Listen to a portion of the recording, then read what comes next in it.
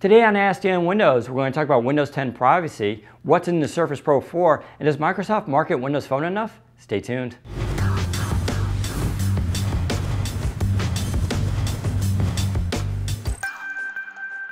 The new Twitter app is not available on the phone. You think others will follow and release only for PC or vice versa?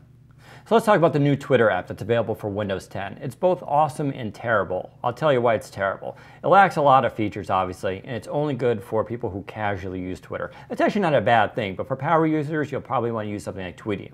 So why is it good? Okay, so it's a really good example of how you can code in Windows 10. What's neat about the Twitter app, it doesn't look great full screen on, say, a 27-inch display, but when you put it on, say, a Surface 3 or even a laptop, you can totally resize it and make it a small window. The fact that it adjusts completely to the screen size, it's really its strength and shows off the power of Windows 10.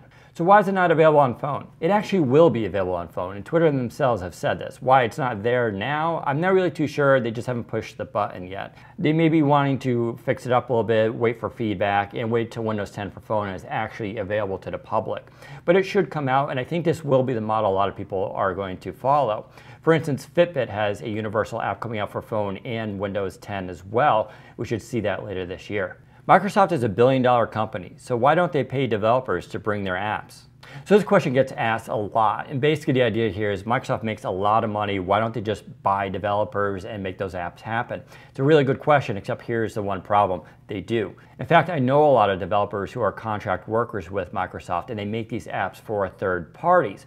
The problem is you still need that company to sign off on that app and actually want it. For example, I heard Dunkin' Donuts were approached by Microsoft to make an app. Microsoft was going to pay for it, including its initial development and the developer themselves. However, Dunkin' Donuts still turned them down. The reason for that?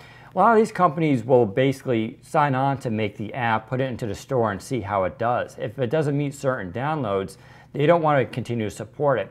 Because what happens is Microsoft basically says, well, hire the developer, we'll pay for it.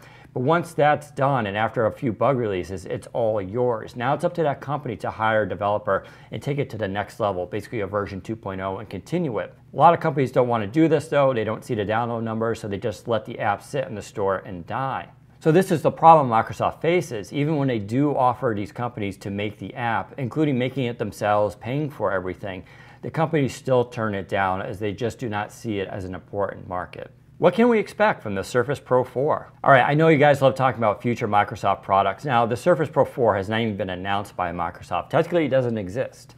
And actually, it does exist, but it's very hard to get information on it. In fact, there's not a whole lot out there. Here's what I do know. It's supposed to come out around October or November, and I expect to have a big media event, possibly in Redmond, around that time. As to the device itself, it's probably going to have the new Intel Skylake processor. And this is real important as it means that the device itself can be very thin and get excellent battery life, possibly even no fans. We'll have to wait and see. I've also heard rumors that it may have a 4K display. I'm not ready to necessarily believe that, but you never know here. Another rumor going around is that this device may actually have the Windows Phone stack built into it, along with LTE support, making this almost like a phone and a tablet all in one. Microsoft could technically do it with Windows 10, but I really have no idea if that's true or not. So fortunately, that's all we know about the Surface Pro 4 right now, and even that info is kind of iffy. I expect more details coming out in the next few weeks, but the Surface team is notoriously secretive, so who knows. What's your perspective on Windows 10's privacy concerns? Okay, so this is a really tough question to answer in the next few minutes. Basically, the idea here is Microsoft collects a lot of data with Windows 10, what is called telemetry. This data is supposed to be not associated with your account. It's basically usage details, and it helps them shape the operating system. However, there are people who have privacy concerns, and I don't think it's too wrong to have those. However, some of them are definitely unfounded. For instance, Wi-Fi Sense. We've had this forever on Windows Phone, and it's nothing new. Basically allows you to share your Wi-Fi network with contacts on Skype or Facebook. However, you have to opt in to do that, so you have to basically pick a contact and share the network with them. It doesn't do it automatically, which some publications have reported. In terms of the actual data, I'm not too worried about it. I get it that the idea here that Big Brother is sort of watching you and people have concerns. However, in this case, Microsoft is pretty open about how they're collecting the data and what they use it for. This comes down to the classic trade-off, which is if you want to improve technology and convenience, you have to sort of surrender a little bit here. It's the same thing with Cortana, Siri, and Google Now. They all collect information on usage. Once again, it's not associated with your account, and Microsoft isn't selling their data off to third-party companies unlike Google, so I do feel it's a little bit safe. However, if you're still concerned over this, there are tools out there that disable Microsoft's telemetry in Windows 10. If you feel like you need to do that, you can go and find those and do that yourself, and you should be okay. Otherwise, I'm not too concerned about it, but maybe I'm being naive here as well. Do you think Microsoft hasn't marketed Windows Phone enough? All right, this is also a popular complaint by many Windows Phone users. That is, Microsoft doesn't seem to be supporting it in terms of advertising. Now, we'll have to wait and see what they do with Windows 10 Mobile. That will be the real test. One of the reasons, though, they're not promoting heavily, well, I mean, why would they? It's Windows Phone 8.1. It's sort of a dead end. We're all going to Windows 10 Mobile in the next few months. That's the story they want to tell. It makes it more complicated if you're doing commercials with Windows Phone 8.1 only to have Windows 10 Mobile come out a few months later. Same thing with releasing new devices. You get that issue of, is it going to get the upgrade?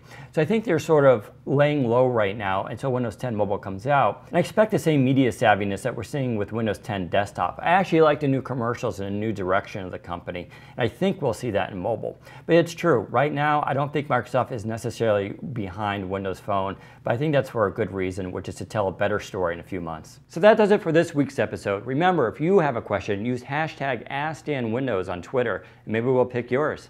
Take care, everybody.